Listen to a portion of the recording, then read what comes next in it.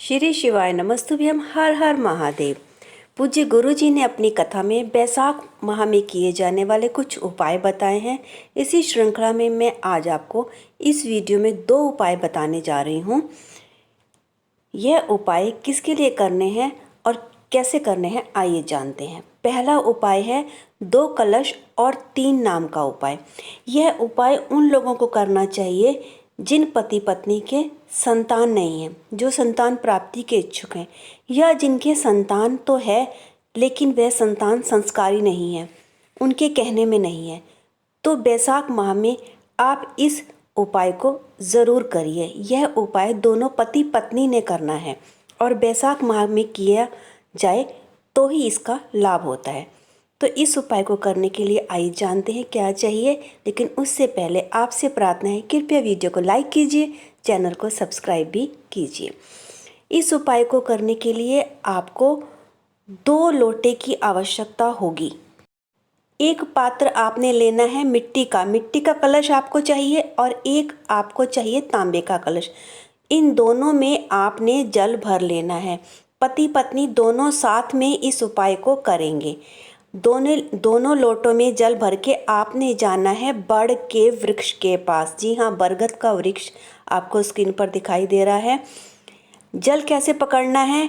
पति ने अपने दोनों हाथों में जल पकड़ना है। सीधे हाथ में आपने मिट्टी का पात्र और उल्टे हाथ में आपने तांबे के पात्र को लेना है। अब आपने बड़ वृक्ष के नीचे पहुंचकर, अगर कोई शिवलिंग उस वृक्ष के नीचे स्थापित है तो ठीक है, अगर नहीं है तो आपने किसी भी कंकड़ को शंकर का स्वरूप मानकर उस मिट्टी के पात्र का जल सबसे पहले उस पर अर्पित करना है और फिर आपने तांबे के जल को उस पर चढ़ा देना है।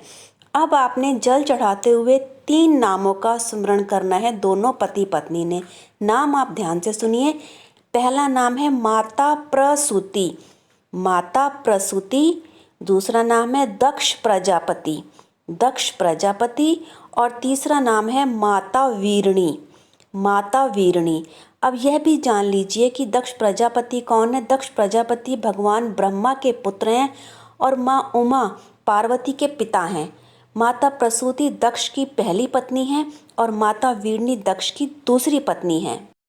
जल चढ़ाते हुए आपने इन तीनों नामों का स्मरण करना है और अपनी संतान के लिए प्रार्थना करनी है कि हमें संतान की प्राप्ति हो, और यदि संतान है तो उसका नाम लेते हुए कि उसमें संस्कार आ जाए, ऐसा बोलते हुए आपने प्रार्थना करनी है।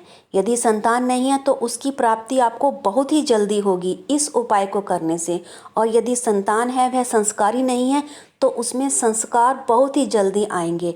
पूज्य गुरु जी ने कहा है यह उपाय बैसाख माह में ही किया जाता है। सिर्फ पति पत्नी को एक ही बार यह उपाय करना है और आपको फल की प्राप्ति अवश्य होगी। इसी श्रृंखला में मैं आपको दूसरा उपाय बताने जा रही हूँ। पहले ये जान लीजिए यह उपाय आपको क्यों करना है। यदि पति पत्नी के बीच में कोई तीसरा आ गया है, या बूढ़े माँ बाप से उनके बच्चे दूर चले गए हैं, या फिर कोई आपका मित्र जिसे आप बहुत चाहते हैं वह आपसे नहीं मिल रहा, या उसकी आपसे दोस्ती ख़त्म हो रही है किसी तीसरे की वजह से, तो इन सभी के लिए आपको यह उपाय ज़रूर करना चाहिए। इस उपाय को करने के लिए आपको सिर्फ एक बेलपत्री की आवश्यकता है। बेलपत्री आप साफ सुथरी ले लीजिए। अब आपने बेलपत्री पर अष्टगंध, सिंदूर, पीले चंदन, लाल चंदन, जो भी आपको मिल जाए, आपने उससे बीच की पत्ती पर उस तीसरे व्यक्ति का नाम लिखना है जिसकी वजह से आपके बीच में समस्या है। फिर आपने बाईं ओर वाली पत्ती पर उसका नाम लिखना है जिसे आप चाहते हैं, और दाईं साइड वाली पत्ती पर आपने अपना नाम लिखना है। आपने यह लिखना कौन सी कलम से है? आपने तुलसी की सूखी हुई डंडी लेनी है इस नाम को लिखने के लिए। पूज्य गुरु जी कहते हैं तुलसी की डंडी इसलिए क्योंकि तुलसी प्रेम का प्रतीक है। भगवान विष्णु की प्रियतमा है तुलसी। भगवान विष्णु तुलसी को चाहते हैं और तुलसी जी भगवान विष्णु को चाहती हैं।